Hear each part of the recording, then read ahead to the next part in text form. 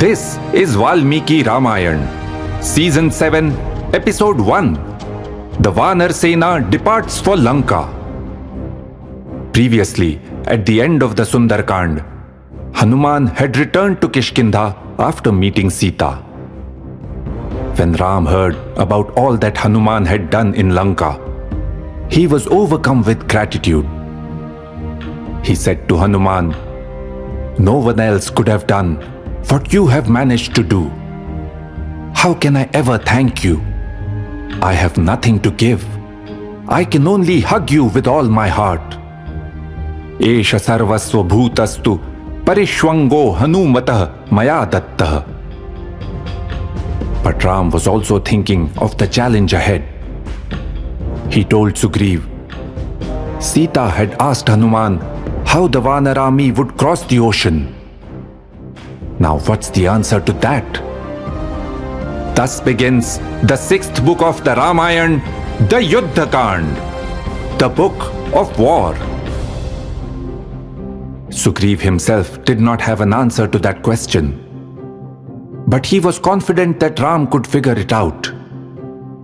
He said to Ram, "Seturatra yatha badhyet tatha tvam kuru Raghava." Do what needs to be done to get us across the ocean. Once we see the city of Lanka, consider Ravan dead. All the Vanar leaders are ready to lay down their lives for you. Sugriv had placed all his resources at Ram's disposal. But it was clear that he was looking for Ram to provide the leadership. And like a true leader, Ram took control of the situation. Ram knew they had to get to Lanka fast. Time was running out for Sita. But before setting off for war, he wanted to understand the enemy better. He told Hanuman, "Please tell me everything you know about Lanka, its layout and fortifications, the size and strength of its army." Hanuman replied, "The city of Lanka is on a mountain, and all around are hills, thick forests, and rivers. A high boundary wall protects the city, and around the wall is a deep moat. There are 4 entry gates, each with a drawbridge for crossing the moat. The gates have yantras, machines, to quickly draw up the bridges when the city is under attack. And other yantras can fire off hundreds of arrows and stone projectiles on the attacking army." Hanuman then briefed Ram on the size and makeup of the huge army contingents stationed near each gate.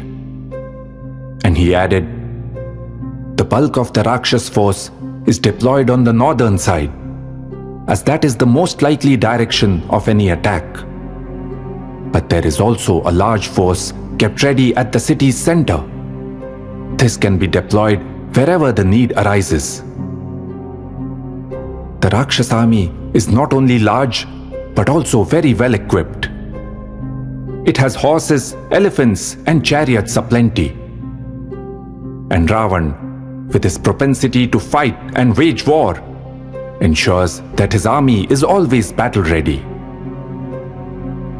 Hanuman, the ever-wise, did not make the mistake of underestimating the enemy. He recognized that Lanka was extremely well protected, Paramadurjaya. But he still ended his assessment on a positive note. "While I was there, I was able to weaken the enemy to some extent. I damaged the drawbridges, ramparts, and moats, burnt down a large part of the city, and killed many Rakshasas. Yena kena tu margena tarama varunalayam. We have to cross the ocean somehow. Then victory will be ours." Upon hearing all this, Ram remarked confidently, "Very soon, I will destroy this Lanka. I shall kill Ravan and bring Sita back." Turning to Sugriv, he said, "We must leave now. send a forward party under the leadership of Neil to find the most suitable path for the army. One with adequate food, fruits and roots, and water along the way. And we must be careful.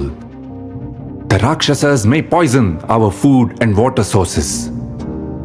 Our path must steer clear of the cities, villages, and agricultural fields so that we do not cause any harm along the way. And finally, this forward party should also check for enemy soldiers hiding in the forests, waiting to ambush us. Gaja, Gavaya, and Gavaksha should lead the troops at the front of the army. Rishabh's troops can guard the right flank, and Gandhamadan's men the left flank. Jambavan, Sushen, and Vegadarshi should secure the rear. Sugriv gave detailed orders as per Ram's direction, and the Vanar army set off for Lanka.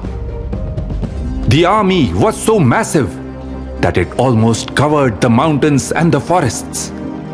It seemed like a sea of Vanaras was heading south to meet the ocean.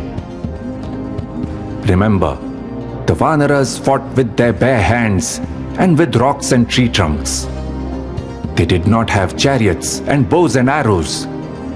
But what they did have in plenty was strength and courage.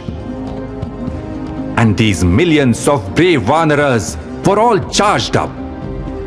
They roared and thundered like lions, striking the ground with their tails as they eagerly marched south. One night, as they rested for a short while, Lakshman looked up at the sky and said, "The stars seem to be aligned in our favor.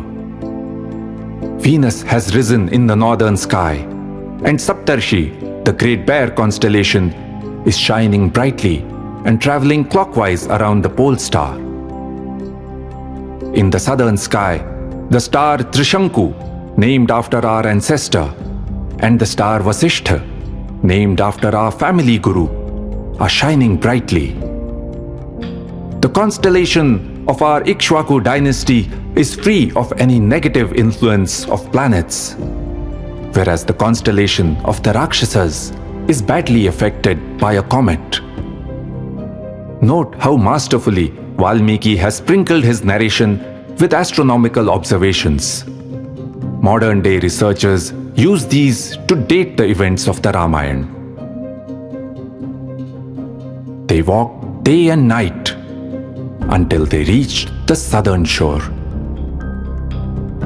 The Vanaras looked out at the limitless sea and stood stunned. It was dusk. With its foaming waves, the sea seemed to be dancing and laughing at them. As they camped down for the night, Ram's thoughts were once again with Sita. He said to Lakshman, "They say that grief passes with time, but my longing for Sita grows worse.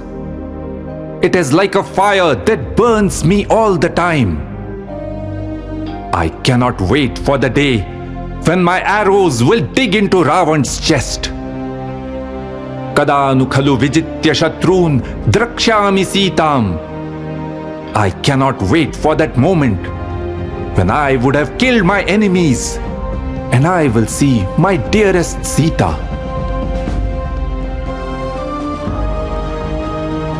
Iti, her, asa. That is how it happened.